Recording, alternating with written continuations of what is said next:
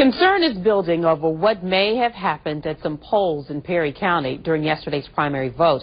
As we reported, a federal observer notified the state a candidate allegedly violated state law by helping people vote and by being too close to a polling site. Now an investigation is underway. WSFA 12 News reporter Eileen Jones is just back from Perry County with more.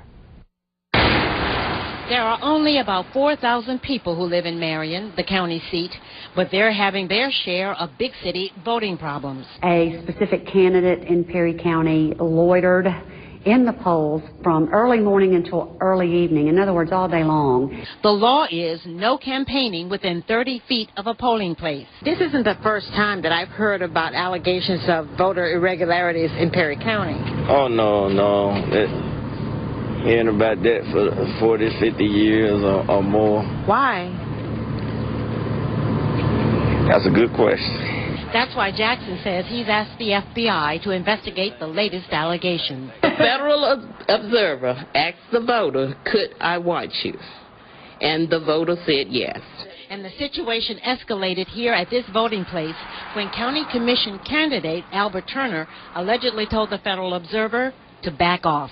Well, the federal observer doesn't have a right to infringe upon the rights of the voter. The voter had a right to vote in private. But there are also complaints from some citizen observers.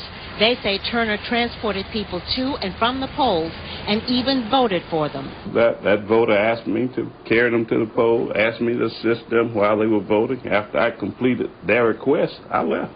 I had a right to assist voters if they asked for my assistance. There's nothing in law against that. I don't think a candidate should. If you're running for a position, I don't think you should pick up anybody and bring to the poll. Because you have time to persuade them before you get there. And there are even more allegations about those people Turner says he assisted. If you see a person sitting inside his van, these people probably been paid. Been paid? That's a serious accusation. Well, you have had them to get out and tell us, we could have voted on your team, but y'all wouldn't giving us anything.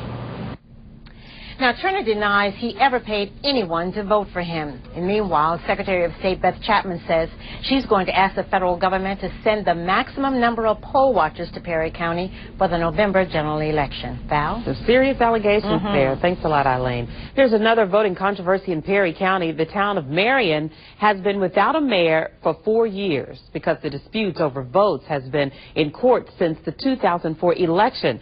Now, later this month, there will be a runoff election for the mayor. And then 2 months later, the regular election will be held.